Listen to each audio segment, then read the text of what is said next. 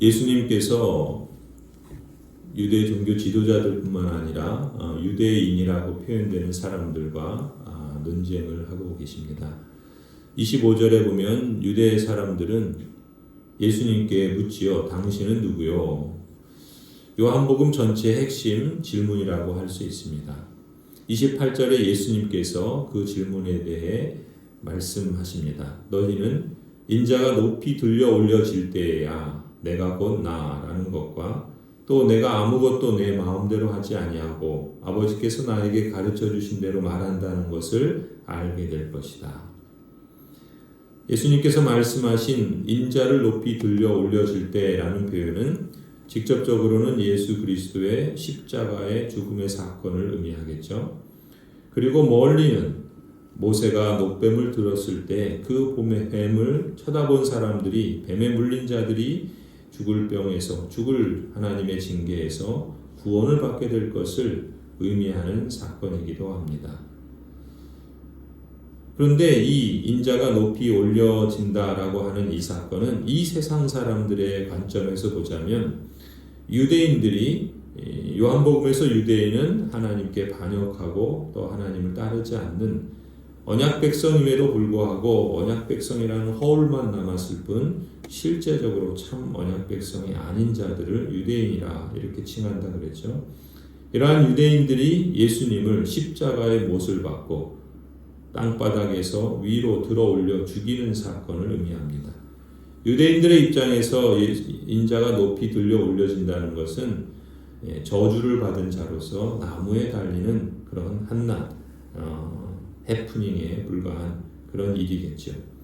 하지만 오는 세상, 곧 하늘의 관점에서 보면 하나님이 보실 때 예수 그리스도의 십자가의 죽음이라는 사건은, 그래서 또한 십자가에 들려 올려진다라고 하는 것은 예수 그리스도를 통하여 뱀에 물려 죽어가는 인생처럼 그 뱀으로 인해서 그 녹뱀을 쳐다볼 때, 높이 들려 올려진 녹뱀을 쳐다볼 때 구원하신 것처럼 하나님의 구원의 사건을 말하며, 더 나아가서는 하늘 아버지께서 아들 예수 그리스도를 높이시고 주님의 그 영광을 드러내시는 사건이라는 것을 보여줍니다.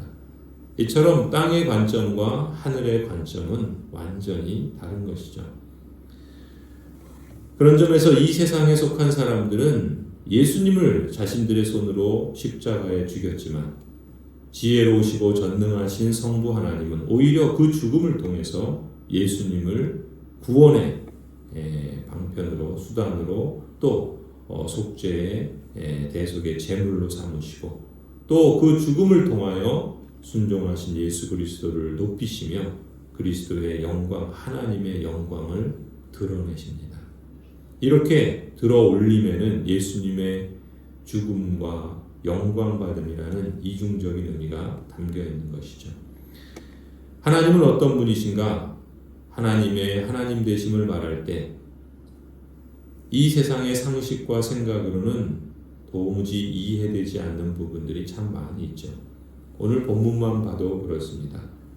하나님은 때때로 사람의 악한 행위나 반역적인 의도에도 불구하고, 그것을 아심에도 불구하고 오히려 그것을 능가하시고 초월하시는 무한하신 능력과 모든 것을 아시는 지혜로 얼마든지 하나님의 뜻과 목적을 이루시고 성취하시는 분이십니다. 내가 나다라고 하는 말은 모세에게 계시하신 대로 나는 스스로 있는 자다라고 하시는 여호와 하나님, 자존하신 하나님, 모든 만물의 창조주가 되시고 모든 것을 스스로 다스리시고 통치하시는 존귀하신 하나님의 이름이지요. 바로 그 사실을 예수 그리스도께서 너가 누구냐라고 묻는 유대인들에게 바로 그 하나님 되심을 나타내 주신 것입니다. 하나님께서는 이처럼 인간의 어리석음과 반역과 또 그러한 악한 행위에도 불구하고 하나님의 신실하신 뜻과 또 영원하신 불변하시는 목적을 능히 이루어 가시는 분이시죠. 가령 요셉과 그의 형제들의 이야기를 우리가 잘 알고 있죠. 요셉을 판 형제들의 의도나 그 질투에도 불구하고 하나님께서는 그것을 그 인간의 악행을 초월하여 하나님의 섭리를 얼마든지 요셉을 통해서 전개해 가십니다. 그래서 교만하고 우쭐대던 요셉도 변화시키시고 이스라엘의 하나님의 그 섭리의 역사들을 참으로 인생이 상상할 수 없는 방식으로 놀랍도록 이루어 가시는 것을 우리는 구약성경에서 볼 수 있죠. 또한 이사야서 45장만 보더라도 페르시아라고 하는 고대 근동의 어마어마한 제국의 고레스 왕을 하나님께서는 기름 부음 받은 자라 이렇게 부르십니다. 아니 어찌 이방의 왕이요 포악하고 또 제국을 이룬 폭력적인 그러한 존재를 하나님께서 친히 기름 부으셨다라고 표현할 수 있는가? 그가 이방 제국의 왕이었음에도 불구하고 하나님께서는 그를 통하여 하나님의 언약 백성 유다를 포로로 끌고 가게 하시고 또 그 이후에 유다로 귀환할 수 있게 하는 그러한 자로 사용하시기 때문에 그렇습니다. 이방의 왕을 들어서 하나님의 백성을 회복하는 그러한 기름 부음 받은 자로서 하나님께서 역사하실지를 누가 상상해야 했겠습니까? 또 가룟 유다의 배신을 보십시오. 그는 예수님을 배반했습니다. 그 동기와 이유가 무엇이든지 그는 자신의 행동에 책임을 져야 하죠. 반면에 하나님께서는 그런 악한 가룟 유다의 가장 추악한 배신 행위에도 불구하고 오히려 사람이 측량할 수 없는 지혜와 무한하신 능력으로 우리의 구원을 이루어 가시는 데는 한치의 오류도 없이 또 막힘이 없이 하나님께서는 친히 이루시고 성취해 가십니다. 그런 점에서 십자가 사건은 그야말로 사람이 상상할 수 없는 무한하신 하나님의 지혜의 표현이죠. 사람들은 예수를 십자가에 들어올려 치욕스럽게 죽였다고 그래서 나무에 달린 자는 저주받은 자라고 여기지만 그러나 성부 하나님께서는 이런 인간의 추악하고 반역적인 극악한 행동을 오히려 예수 그리스도를 높이 들어올리시고 하늘의 높은 보좌에 앉게 하시며 하나님의 영원하신 인생을 향하신 세상을 향하신 구원의 계획들을 성취하시고 이루시는 그러한 수단으로 삼으셨다는 것입니다. 이렇게 인간의 뜻과 상상을 초월하는 반전을 통해서 하나님께서 죽음으로 치닫는 인생의 방향을 반전시켜 버리시는 분이십니다. 참으로 놀라운 하나님이시죠. 십자가 사건은 인간을 향한 하나님의 반전을 보여주는 대표적인 사건입니다. 도저히 바뀌지 않을 것 같은 인생. 자기 땅에 오신 주 예수 그리스도를 향해 온갖 더러운 말과 추악한 음모와 악한 행위들을 서슴지 않는 인간. 사람의 상식과 통념으로는 도저히 변할 수 없는 것처럼 보이는 그러한 인생을 나는 나다라고 하시며 스스로 존재하시고 모든 것의 창조주요 통치자가 되시는 하나님께서는 그 놀라운 능력과 지혜로서 이 반역적인 인생의 죄와 그 저주 아래 있는 죽음의 운명에서 기필코 하나님이 택하신 자를 인생의 방향을 유턴시키시고 생명을 주시는 분이십니다. 성자 하나님이신 예수 그리스도께서도 28절에 나는 아무것도 내 마음대로 하지 아니하고 아버지께서 나에게 가르쳐 주신 대로 말한다 말씀하신 것처럼 처음부터 끝까지 성부 하나님께서 보내신 일을 위해서 묵묵히 한 길을 걸어가십니다. 당신을 죽이려는 사람들의 속내를 뻔히 들여다보시면서도 우리 주 예수 그리스도께서는 기꺼이 십자가의 길을 걸어가시죠. 이것이 하나님의 하나님 되심이십니다. 하나님의 하나님 되심 예수 그리스도를 믿고 따르는 그리스도의 사람으로서 저나 여러분이 바로 그 증거라 믿습니다. 31절에 예수께서는 자기를 믿은 사람들에게 이렇게 말씀합니다.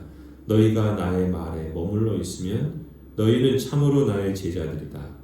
그리고 너희는 진리를 알게 될 것이며 진리가 너희를 자유롭게 할 것이다. 그렇습니다. 하나님께서는 이렇게 변하지 않을 것 같은 인생을 죽음에서 생명으로 반전시키시는 것으로 하나님의 능력과 지혜를 드러내십니다. 그러나 하나님의 역사는 이 일로 끝마치지 않으시죠. 하나님은 계속해서 하나님을 만난 인생이 그 인생의 여정 전체를 통해서 하나님을 계속해서 알아가고 하나님의 뜻과 부르심을 발견하고 또한 그 뜻에 조율하여 그 인생의 아름다운 걸음을 내딛도록 하나님께서 역사해 주십니다. 그래서 지금도 저나 여러분과 같은 한 사람의 인생 여정 전체를 그 놀라운 지혜와 무한하신 능력으로 세밀하게 역사하시고 놀랍도록 변화시켜 가시는 줄을 믿습니다. 우리는 그 하나님의 섭리의 손길을 믿고 우리에게 일어나는 우리의 삶의 여정 속에서 만나게 되는 어떠한 상황 속에서도 이러한 나는 나다라고 하시는 그 존귀하신 하나님을 믿고 신뢰하며 나아가야 할 줄로 믿습니다. 그래서 여러분이 혹 예수 그리스도의 말씀을 듣고 그 말씀에 머물러 있으면서 누군가에게 선한 일을 행하고 또 이내를 사랑하고 겸손히 하나님과 함께 행할 때 혹 여러분이 서로 연결되고 함께 세워져서 하나님이 거하시는 성전으로 성장해 간다면 그런 여정 속에서 하나님이 주시는 기쁨과 감사의 감격도 있고 또 그런 여정에서 아픔과 고통과 탄식과 눈물을 흘릴지라도 여러분은 바로 예수 그리스도를 본받아서 나를 보내신 분의 뜻을 행하는 것임을 잊지 않았으면 좋겠습니다. 하나님께서 임마누엘로 나와 함께 우리와 함께 하심을 증거하는 것이 바로 그러한 삶이죠. 진리 안에서 진짜 자유로운 삶을 사는 것이라 믿습니다. 그것이 바로 하나님의 나라를 갈망하는 것이지요. 성도 여러분, 여러분과 우리 모든 성도들과 자녀들에게 이처럼 놀라운 하나님의 은혜와 섭리의 역사가 온전한 성숙과 영적 성장이라는 풍성한 열매를 맺게 해 주시기를 간절히 축원합니다.